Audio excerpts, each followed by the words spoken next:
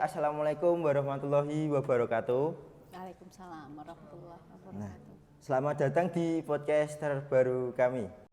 Dalam podcast terbaru ini kami sedang bersama dengan Ibu Luciana sebagai dosen PJKR Unhas Semarang. Ibu Luciana ini juga memiliki jabatan sebagai Kaprodi, Bu. Kaprodi di Fakultas Kaprodi PJKR. PJKR, Bu Luciana ini memiliki banyak passion atau keahlian berbagai bidang. Contohnya pada bidang personal trainer. Pasti teman-teman beberapa ada yang belum tahu ya. Apa sih personal trainer itu? Untuk dari Ibu sendiri bisa menjelaskan nggak, Bu? Apa itu personal trainer? Bisa nggak ya? Pertanyaan bisa nggak? Bisa nggak ya?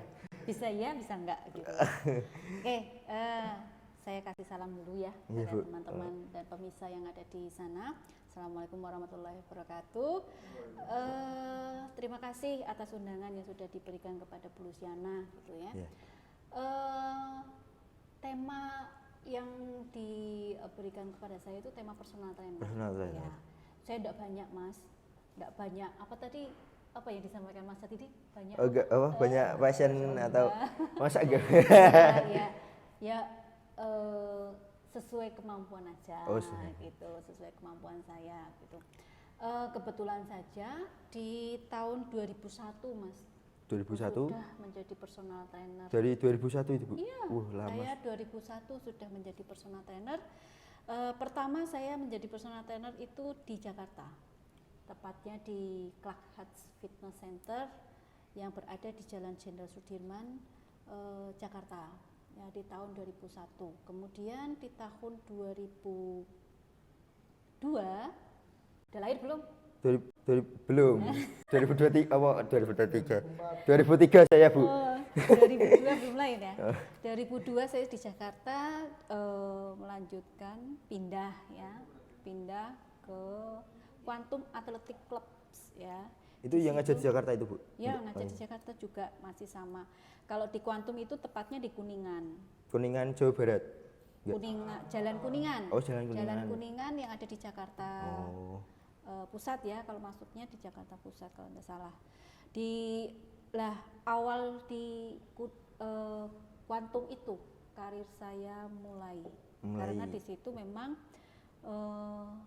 member ya. Kalau kita bicara personal trainer itu namanya personal itu apa? Personal kan berarti pribadi. Nah, trainer itu pelatih. Nah, pelatih. Jadi saya sebagai pelatih pribadi. Ya. Kalau pelatih pribadi itu tidak lebih dari 2 seharusnya, yang idealnya, karena kita disebut sebagai personal trainer itu tidak lebih dari 2. Kalau 2 jadi apa? Dual ya, Mas. Tidak personal lagi ya, Bu. Tidak personal lagi. Soalnya kok bayarannya dibagi loro, Mas. Gitu. Jadi di awal di Quantum Athletic Club itu awal saya meniti karir menjadi seorang personal trainer yang di Clarks itu dulu awal bayarannya itu tahun 2001 ya, Mas, saya masih ingat. Itu sekali 1 jam itu cuma 25.000. Kalau 25.000 di zaman itu dapat apa saja, Bu? Maksudnya itu udah kategori banyak apa masih di situ itu saya ingat banget ya 25.000 ya. Saya makan telur sama teh itu sudah 12.000. Oh, sudah. Di Sudirman 12.000. Telur sama teh. Es teh doang, Bu. Es tehnya 1. Nasi sama sayur sama telur. Nasi rames itu bayangin aja, berarti kan separuh dari hasilnya itu ya, di Clarks. Tapi kemudian saya sampaikan tadi, ketika di Quantum itu Ibu mulai meniti karir, dan di Quantum itu karena bayarannya itu dulu dengan dolar. Luar biasanya di Quantum itu karena Quantum Athletic Club itu adalah di zamannya ya, karena sekarang kan adanya Celebrity Fitness, di zamannya itu adalah satu klub fitness center terbaik se-Asia Tenggara. Kenapa? Karena itu dinaungi oleh Reebok University. Nanti kalau misalkan ada pemirsa yang di YouTube itu tahu, Itu ada di Menara Imperium lantai, saya lupa lantai 7 atau lantai 8 itu. Dan member di sana kebanyakan itu adalah para pejabat, artis, dan orang asing. Dan tidak sembarangan orang member-member di situ masuk karena memang penjagaannya ketat itu. Itu awal karir saya. Ya semua pasti kan berproses nih Mas ya. Yang paling saya mengingat sampai sekarang itu di Quantum itu manajernya adalah orang asing.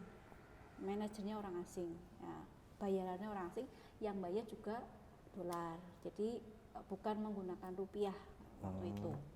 Itu awal karir saya Mas gitu. Sampai sekarang yang akhirnya di Reebok University itu, di Quantum Athletic itu, semua personal trainer, semua instruktur yang ada di situ semua difasilitasi Reebok dari atas sampai bawah. Enak loh Mas.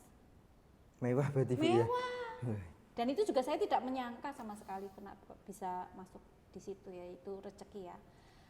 Laki, keberuntungan. Nah, kalau keberuntungan ada dua. Berasal dari adanya kesempatan dan adanya kemampuan.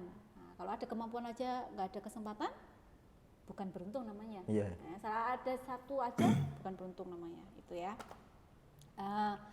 Kemudian merambah lagi karena saya dulu ngekos di Jakarta, jadi itu akhirnya uangnya di saving ya gitu.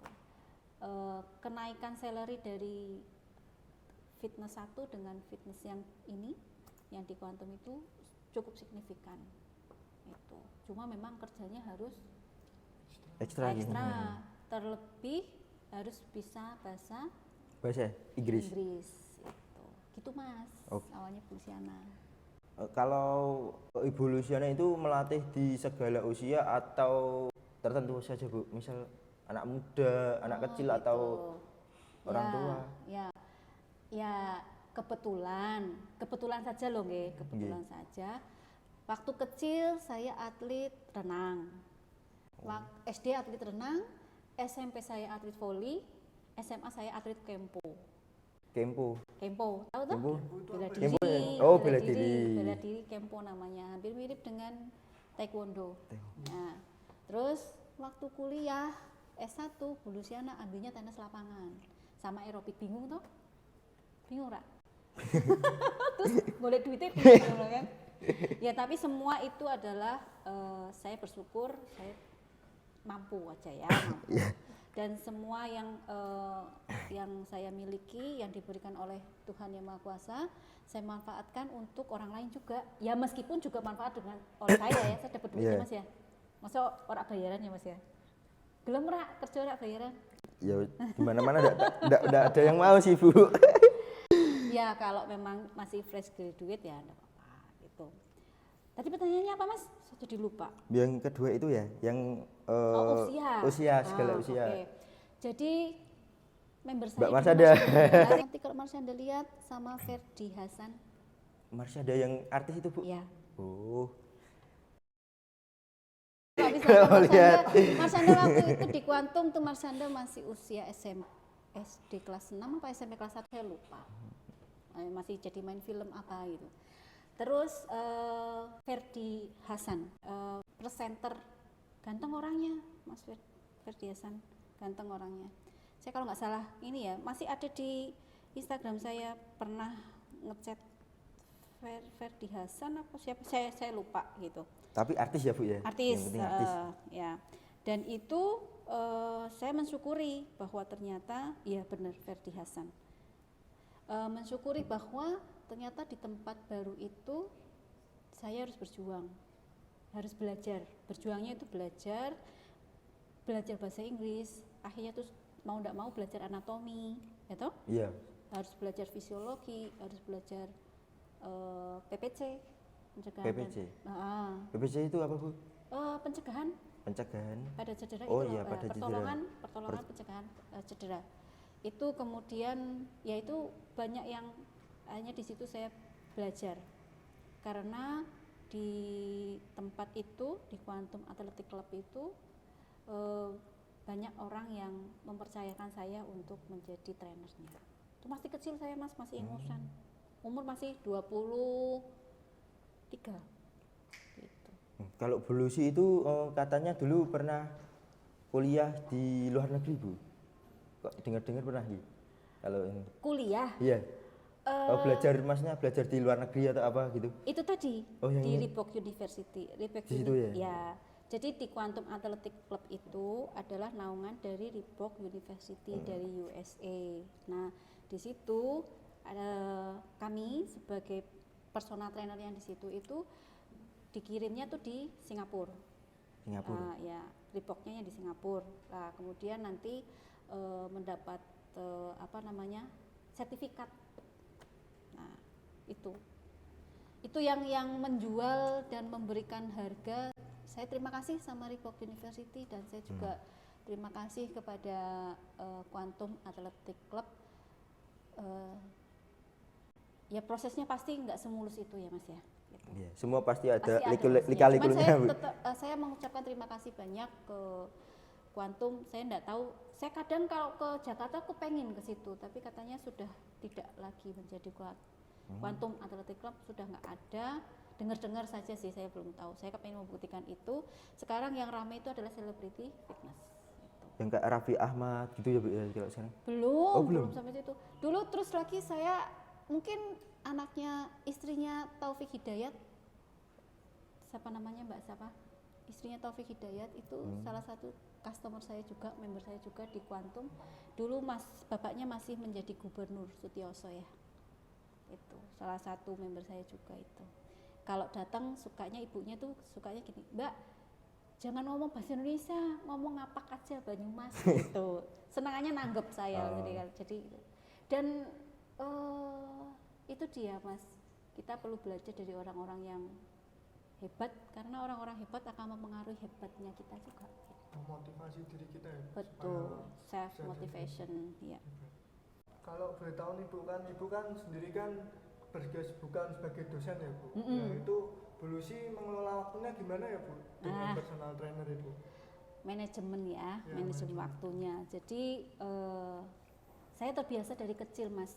Waktu kecil itu dari usia 5 tahun saya itu sudah bisa menulis namanya list. Misalkan jam 7 bangun jam 5 ya, jam 5. Nanti jam 5 apa? Oh jam 5 nyuci piring dan lain jam 6 ganti baju, mandi dan lain sebagainya. Jam 6 sudah berangkat sekolah. Nanti jam 1 pulang, saya sudah terbiasa ngelis dan saya tempelkan di tembok. Gitu. Jadi ibu saya tuh paham betul saya harus mengatur waktunya sampai sekarang ya, sampai sekarang yang akhirnya ya alhamdulillah itu semua juga berkat yang Maha Kuasa ya. Ketika menjadi dosen dan juga menjadi personal trainer, ketika saya menjadi kaprodi saya mengutamakan prodi ya. Jadi personal trainer sekarang agak sedikit, makanya saya batasi. Jadi kemarin ada yang customer baru, klien baru pun saya lihat kalau memang bisa menyesuaikan jadwal saya terima, tapi kalau tidak ya tidak, berarti belum rezeki saya, itu aja. Jadi sebelum customer saya itu kebanyakan itu setelah jam kerja. Saya kan kita kan pulang jam 3:30 ya. Jam 4 itu customer saya sampai, bahkan biasanya ada 2 customer sore jam 4 sama jam 5 itu. Jadi biasanya rumahnya berdekatan gitu. Jadi waktu untuk trainingnya itu 1 jam gitu Bu, dari jam 4 sampai jam 5. Tapi tidak semua 1 jam karena sesuai dengan kebutuhan. Jadi si customer itu misalkan contoh nih, badannya tadinya gendut gitu ya, mau menurunkan berat badan Bu, Mbak gitu kan. Oh iya baik, ya nanti akan banyak program yang dikhususkan dan tidak selesai 1 jam selesai gitu enggak. Dan satu lagi hal tentang manajemen waktu itu, kenapa kita harus bisa memanage waktu? Karena semua customer saya ya mungkin nanti akan menjadi percontohan. Jadi klien-klien itu atau member itu pasti punya waktu yang lain juga. Jadi kenapa kita harus membuat manajemen waktu yang baik? Itu mengatur untuk disiplin. setelah itu kan biasanya customer atau member itu punya kegiatan lain, waktu yang lain gitu. Jadi dia sudah bisa mengatur waktunya juga. Oh ternyata kalau latihan dengan Mbak Luciana sekian jam nih, ini nanti janjian dengan orang lain sudah termanage gitu. Nah, yang kedini Bu, kapan waktu yang efektif untuk melakukan training? Apakah pagi, sore, siang atau malam? Yang paling efektif waktunya? Ya, itu sering menjadi pertanyaan saya. Saya menjawab sesuai dengan yang saya baca di artikel, nggih. Nah, gitu. Jadi sebenarnya tidak ada waktu yang paling, itu tidak ada. Tapi disesuaikan dengan kondisi tubuh. Misalkan nih contoh kebugaran ya Bu. Ya, betul, kebugaran seseorang itu. Namun kalau saya membaca beberapa artikel itu disarankan itu adalah di pagi hari. Di pagi hari. Karena badan masih fresh apa? Betul. Oh gitu ya. Okay. Juga pengaruh faktor luar. Faktor dari luar itu termasuk udara dan yang cuaca, gitu. Mas kan pasti ngerti ya. Yeah. Matahari itu yang bagus jam berapa sampai jam berapa kan pasti tahu. Nah itu makanya disarankan untuk di pagi hari. Tapi balik lagi sesuai dengan kebutuhan. Terus kadang melihat kenapa ada orang lari-lari di siang hari. Nah, ada yang memang mempunyai kebutuhan tersendiri. Ada yang lari di malam hari. Ya, kalau yang malam hari ini sebenarnya ini ranahnya kedokteran nih, ya. Kedokteran kenapa ada plus minusnya. Gitu. Itu aja. Oke. Bu kan Ibu sendiri kan mempunyai banyak customer nih Bu. Nah Ibu sendiri itu mengukur keberhasilan atau kemajuan klien dalam program personal trainer Ibu sendiri itu dari apanya ya? Oke. Mas ini tahu tes pengukuran nggih? Nah, ya. Itu juga salah satu yang saya lakukan kepada customer yang baru. Jadi diukur dulu Mas lengannya, bahunya, lingkar dada, lingkar perut, lingkar pinggul, terus lingkar paha dan lain sebagainya gitu. Itu diukur dulu. Nah, sebelum menuju ke programnya, saya tanyakan dulu tujuannya apa nih, purpose-nya apa nih. Kalau purpose-nya menurunkan berat badan gitu ya. Ada customer saya yang yang penting saya turun berat badan, nah, tanpa harus mengencangkan dan lain sebagainya, bisa. Atau saya mau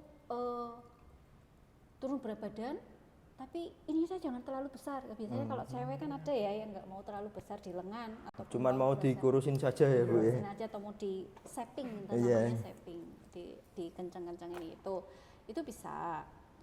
Tolak ukurnya adalah 3 bulan sekali dari program tersebut saya pasti punya rekod dulu, catatan dulu dari awal before ya. Nanti setelah 3 bulan dengan program yang sudah diberikan dan ditunjukkan ke customer gitu, 3 bulan baru termasuk juga denyut nadi Mas, itu berpengaruh gitu.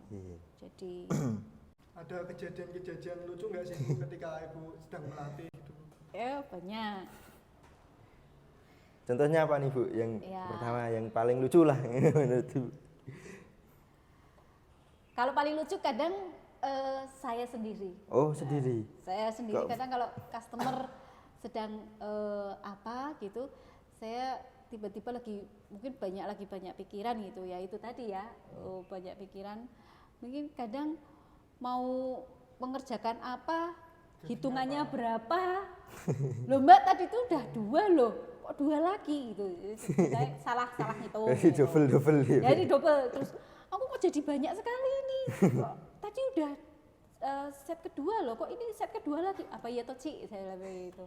Oh ya maaf lah gitu. Terus kejadian yang lucu lagi itu adalah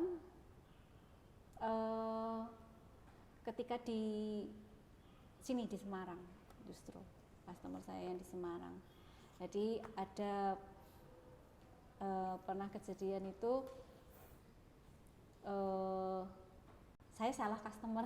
Oh. Namanya Berarti sama. Namanya sama. Nama sama customernya. Jamnya juga orangnya sama. Beda ya, orangnya beda. Pas dilatih beda, Bu. Beda. Jadi pas orangnya yang sebenarnya datang, loh tadi bukannya sudah latihan ya? Belum toh Mbak. Loh, tadi saya ngelatih siapa ya? namanya sama. Itu aja.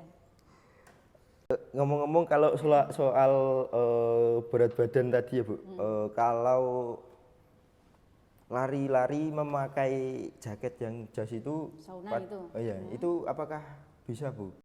Apanya? Bisa apanya? Bisa mempengaruhi di berat badan, maksudnya untuk melangsingkan perut atau apa gitu. Penurunan berat Ya badan. kalau saya lihat kan semuanya kayaknya kalau mau menurunkan berat badan itu lari-lari siang hari menggunakan jaket jas. Okay. Nah, iya. Itu lebih Bisa. efektif ya, Bu? Kalau saya sampaikan lebih efektif atau tidaknya, semua kembali lagi terhadap kebutuhan yang pertama, terhadap juga kondisi fisik customer atau member. Iya. Nah, sekarang saya bicara terkait dengan logika saja secara keilmuan. Jadi begini, kenapa orang-orang itu lari di siang hari pakai jaket yang lumayan panas kalau pakai gitu ya. Kemudian tujuannya pasti ditanya apa? Menurunkan berat badan. Iya, menurunkan berat badan karena apa? 70% di tubuh kita itu apa? Cairan. Nah, dengan adanya jaket penutup itu mempercepat untuk mengeluarkan proses mengeluarkan keringat ya, yang akhirnya keringat itu bercucuran banyak sekali. Nah, sebenarnya kalau kita menyampaikan pengeluaran cairan dari tubuh kita kan ada macam-macam ya, tapi kalau keringat ini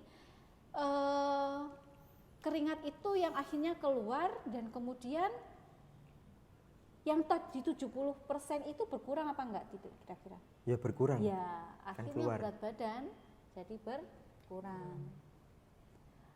Tapi kalau minum air putih lagi balik enggak kira-kira? Nah, Tuh, balik lagi enggak? menurutmu Nu? Nah, sebenarnya cairan itu kita bisa pakai logika, analogi berpikirnya adalah gini.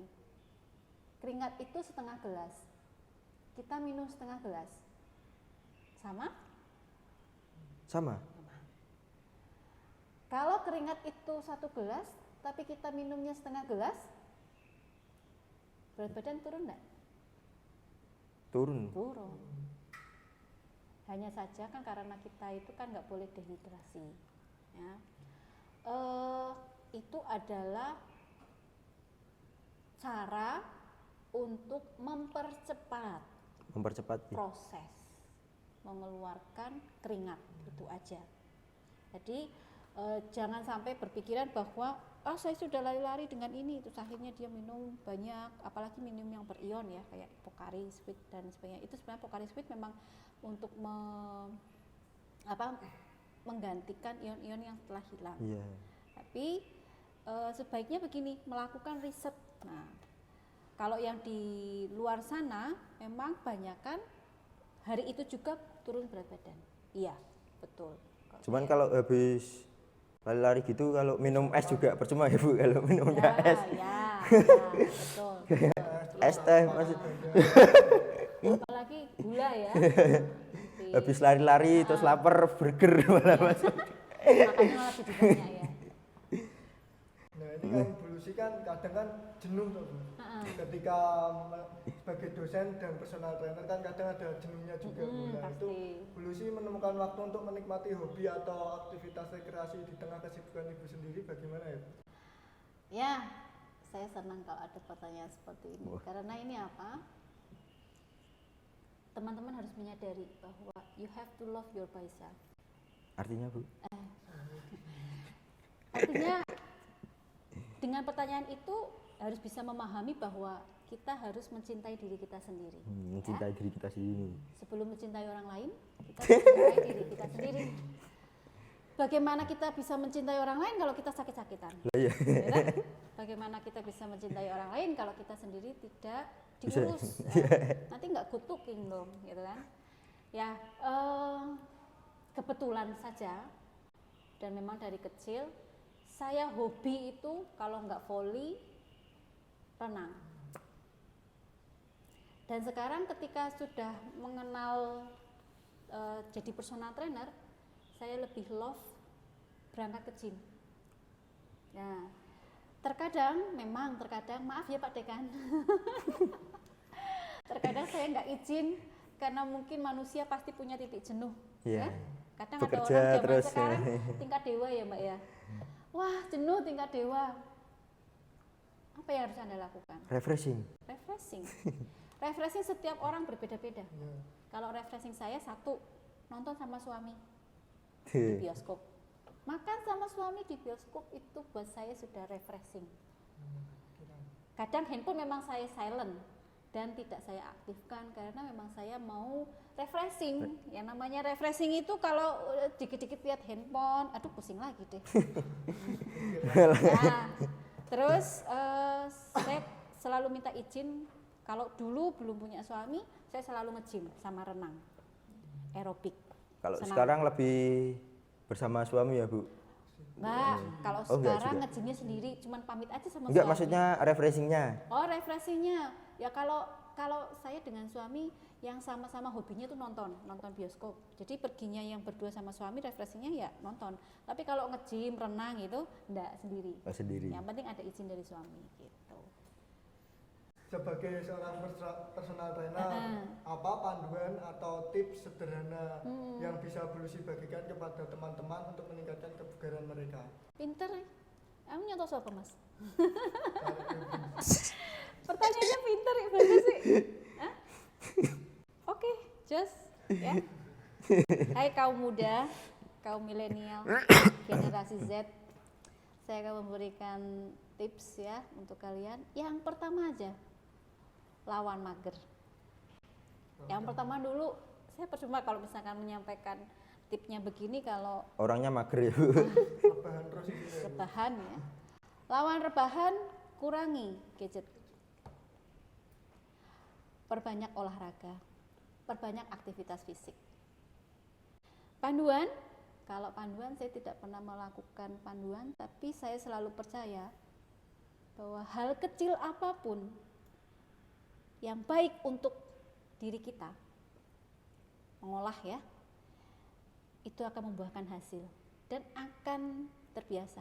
Satu lagi, yang susah ini, konsisten. Ya, pasti ada rasa bosan lah ya. Iya. Berhenti. Ya, jadi konsisten itu saya banyak customer yang konsultasi ya, beberapa sih, ya lumayan lah gitu. Mau badannya kayak Bulusiana gitu. Oke, nggak apa-apa. Yang saya lakukan, Anda harus konsisten juga. Saya sudah lama tidak minum air putih, air manis, minuman manis. Saya minumnya putih. Ya sesekali aja kalau pas buka puasa ini, karena ternyata minum air putih aja kata dokter terlalu rendah kadar gulanya. Nah, tips yang paling luar biasa adalah satu, no mager, jangan rebahan. Yang kedua, kurangi gadget. Yang ketiga, ayo awali kalian untuk melakukan aktivitas fisik. Entah itu aktivitas fisik sederhana, jalan, entah itu ngepel, entah itu nyapu dan lain sebagainya, aktivitas fisik boleh. Kemudian budayakan hidup sehat ya, karena masih muda. Saya selalu masa muda saya ya, waktu dulu itu saya lebih banyak bekerja, saya lebih banyak untuk ke karir. Jadi kalau Mbak Mas tanya saya hiburannya apa, menurut saya renang dan fitness pergi ke gym itu merupakan suatu kepuasan dan hiburan saya untuk melepas kepenatan. Gitu. Itu Mas. Oke, itulah podcast kami bersama Ibu Luciana.